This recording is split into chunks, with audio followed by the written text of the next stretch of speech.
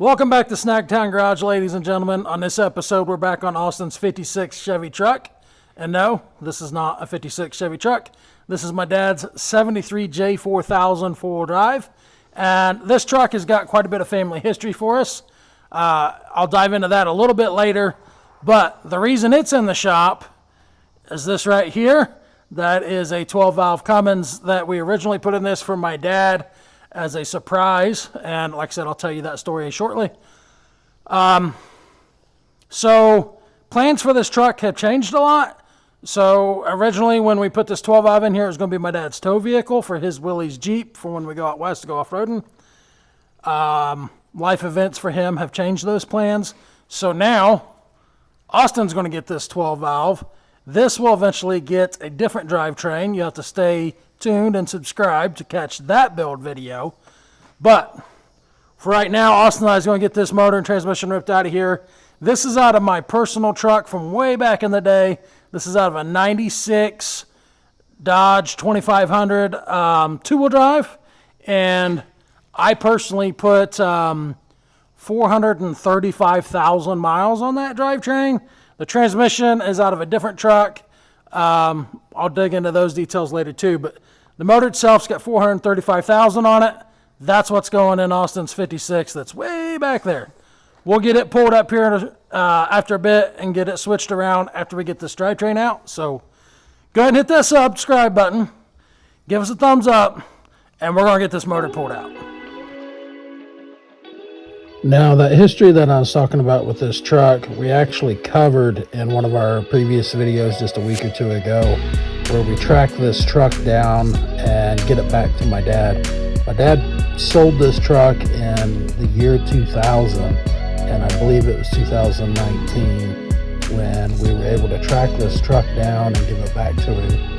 If you go back a couple videos ago, we cover this pretty well and give some history on this truck and actually show us giving this truck back to him, and then we kind of go over a little bit of what our plans are for the future of this thing.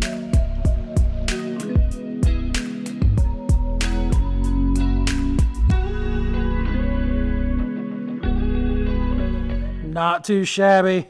Took us just tad over an hour to get her pulled out.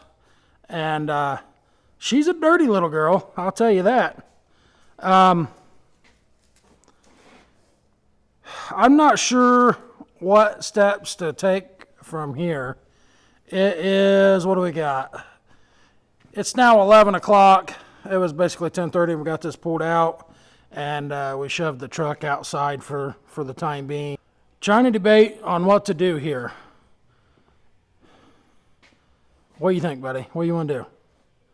You want to clean it up? You want to make it run next? What do you want to do? If to make it run next, we need to go through that fuel system and get any of that old gunky fuel out of there. At the very, very minimum, pull that fuel filter, replace it, fill it with some fresh fuel, and maybe put some seafoam or something in there to help clean stuff up. And then we'll run them lines to a new clean jug of fuel. But this turbo was robbed off of this for another project and didn't get used. So we still have the turbo. Somewhere I have the oil pressure line that goes there and stuff. So that needs done. That oil pressure line definitely needs addressed at some point to be able to fire it up. But what do you see, JR? He's hunting something. He was all pointing like a bird dog or something. But anyway, so what do you think, buddy? What do you want to do? Either try to start with it here or cleaning it. Yeah, we'll definitely start it right here on the floor. That's not a problem. We might hook the fork on the forklift back to the straps so that it can't fall over as easy if we rev it up, you know what I mean? Yeah. But that's fine. We just have to do something with all the lines. Before we fire it up, I'll have to go get a fuel filter tomorrow. If we don't have one. I might have one. I don't know. So let's do this. Let's call it a night. If we don't have a fuel filter, we're going to look for a fuel filter. If we don't have one, I'll go get one tomorrow. And absolutely worst case, we'll hit it the next day. I'm actually spraying this down here with a generic cheap cleaner you can get at any dollar store. And we have found if you use it straight and don't dilute it, it actually is an amazing degreaser that is cheap. I think it's $8 for a gallon of it. While I was doing that, Austin fashioned a plastic cap to go over that exhaust manifold where the turbo goes to seal it up while he power washed it. Now, we actually did this routine, I think 3 times before we finally got the inch of gunk off and Austin finished wearing it.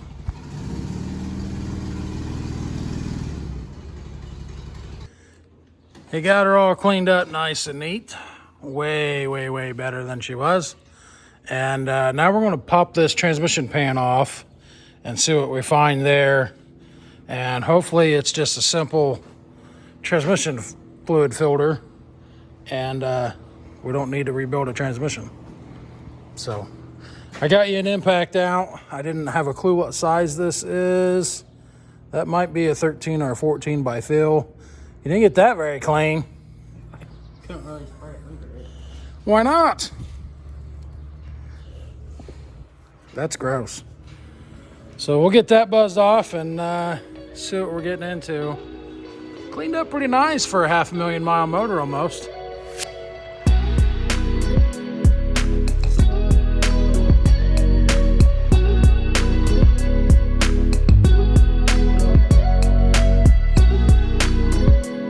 Well, unfortunately, we're not seeing no smoking guns, so to speak.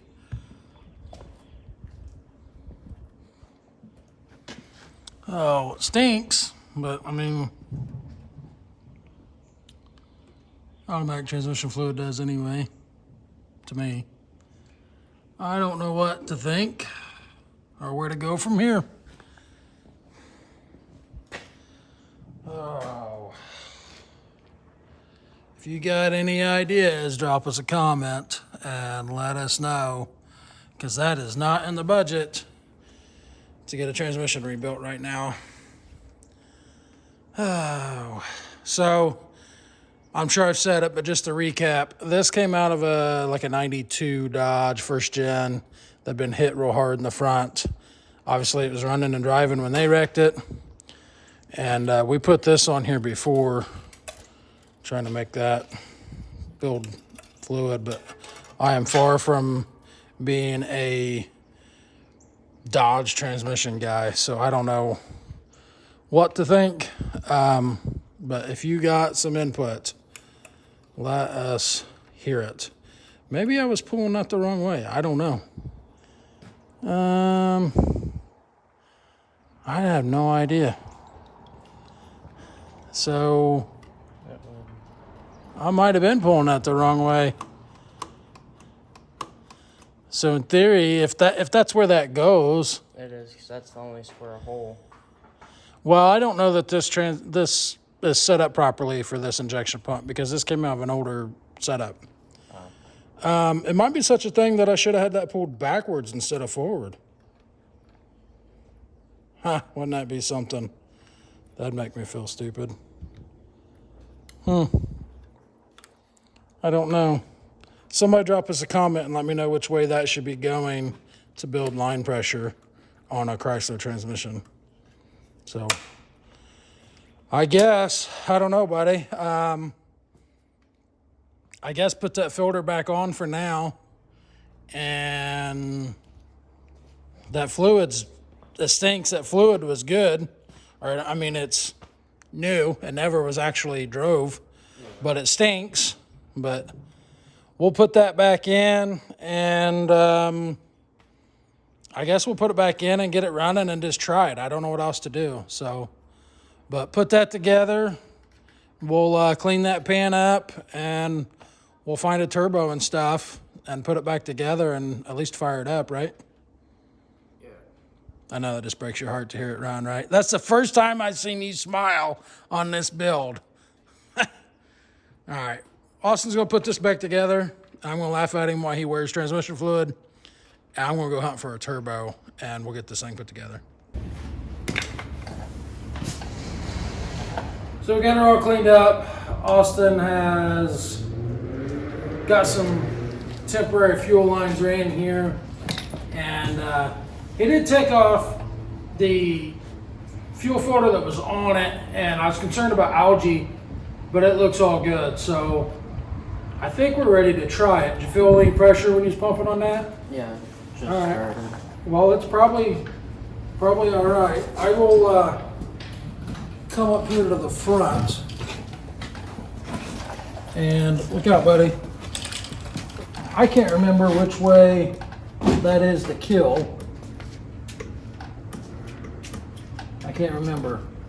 That's the throttle, obviously, but I can't remember which way that is to shut it off. But that right there is going to be to crank it. You want to crank it? You just hit that on the positive. You had a tripod. That's all right. Go ahead.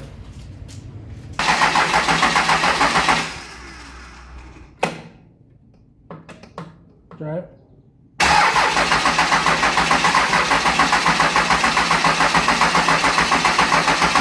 Try it.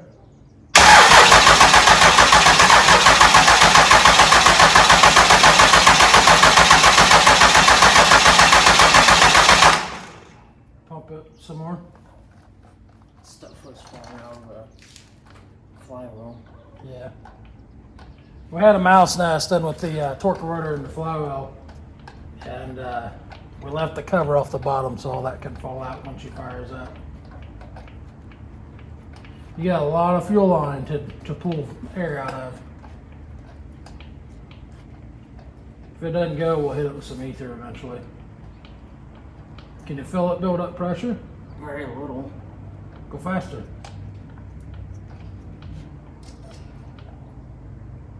What? That's a neat sound.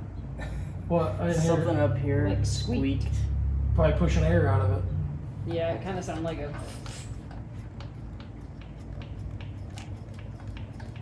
Hear it? I don't hear diddly, dude. Yeah. I can't hear crap. I can hear this bubbling. Well, that means you're pushing air back out of it.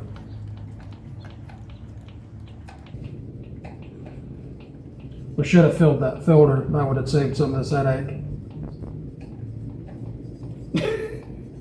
Almost sounds like a beep. I can't hear it. It's going so- did it, did it, did it, did it. All right, go ahead and try it. Yeah, go ahead.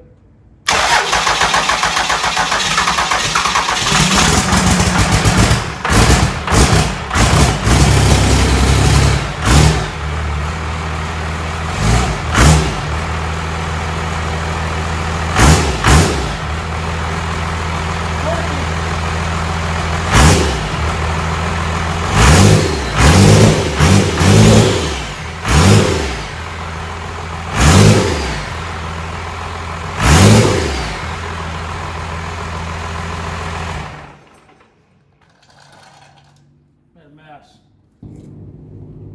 What do you think? He's smiling. That's a start. Is that cool or what? Doesn't even matter if it's sitting on the floor. That first fire up's always good. Sounded good. Yeah, it's Stinks. well, she's tired. I mean, so that first fuel that it's burning is from when we started it up in my dad's truck, Yeah. and that's been 5-6 years ago probably. Yeah. It's been longer than that. I've been on the Well, shop 5 it was years. 2019. Yeah. So yeah. Oh man, that makes me feel old. Yeah. Yeah, it's been a minute, so I don't want to run it too long. The transmission, I don't know how much fluid's in it. I did dump, I don't know, half a gallon more in it to make sure it was going to have something in it, but it has no coolant in it. The oil in it was still good, so we didn't mess with changing that. We had put new oil in it when we gave it to my dad, so other than it being old, it has 0 miles on it. Don't let that ratchet hit that line because you're going positive to negative when you do that. Which take the negative off first is a general good practice to have. So, are you happy with it? Yeah. Think it'll work in that truck? You like the price? It's a good price. You approve? You approve?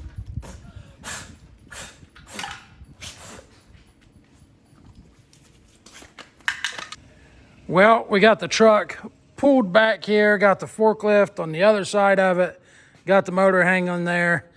We're going to get this doghouse. Actually, before we get the doghouse off, we need to torch on this a little bit and get this doghouse set down where we can line her up right and make sure our wheel wells are going to line up so that we know the cab is at its home where it's going to stay before we set the motor in here and see how far back we can go. Because we want it all the way up against there so that we have plenty of room for intercoolers and radiators and all that stuff up here. So we're going to get on that. We're going to get that frame cut off, get this to where it can actually be bolted on, line this up, and then we're going to stab this thing in there for the first time.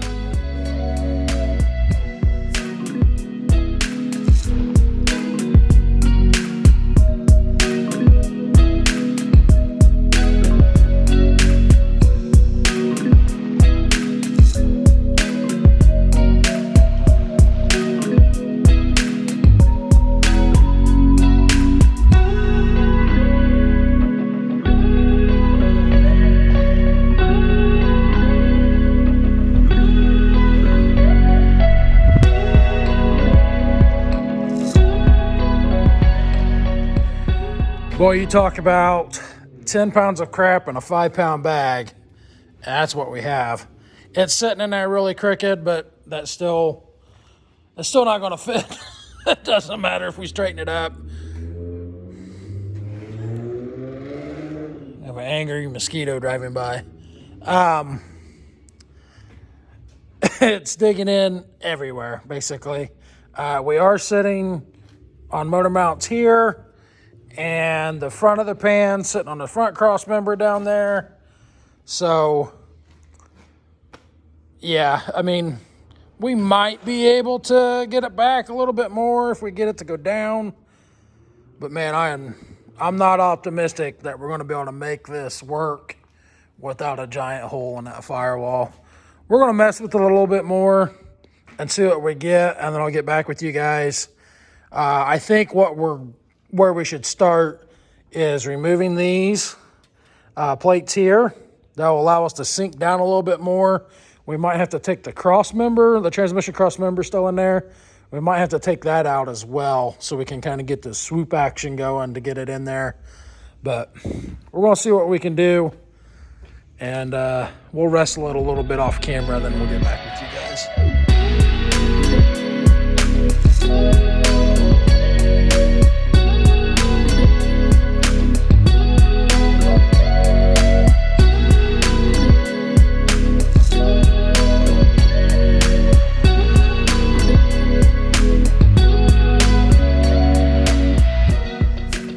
Well, as usual, it's not as far as we wanted to make it, but it's where we're going to call it quits on this video.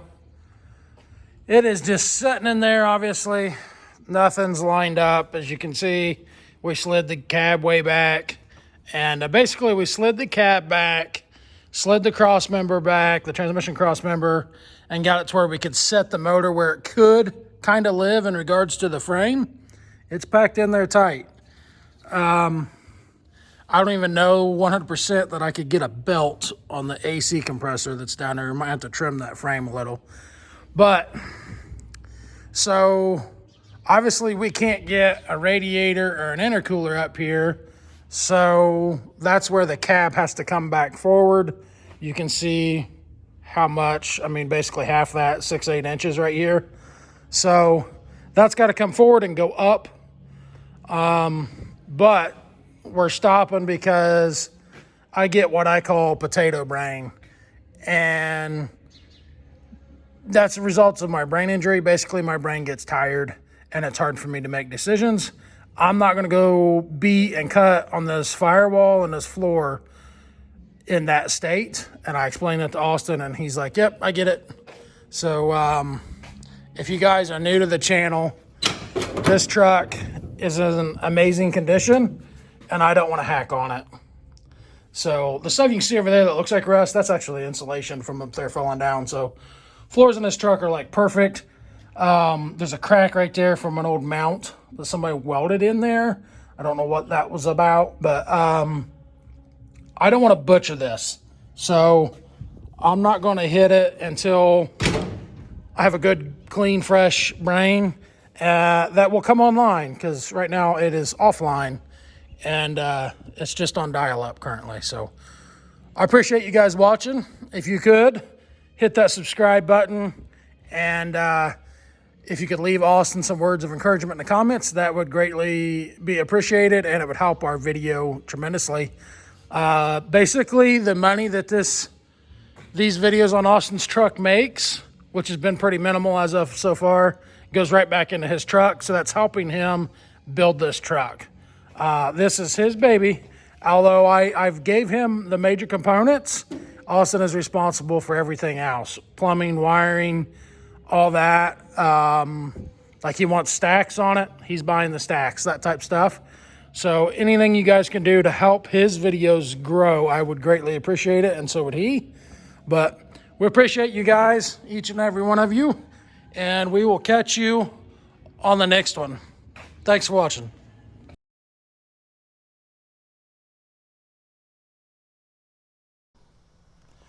Welcome back to Snagtown Garage, ladies and gentlemen. On this episode, we're back on Austin's 56 Chevy. And no, this is not it. This is not a 56 Chevy. This is my start over. Oh. Welcome back to Snagtown Garage, ladies and gentlemen. We're back on Austin's 53. It's not a 53. It's 56. Mine's a 53. Take 3.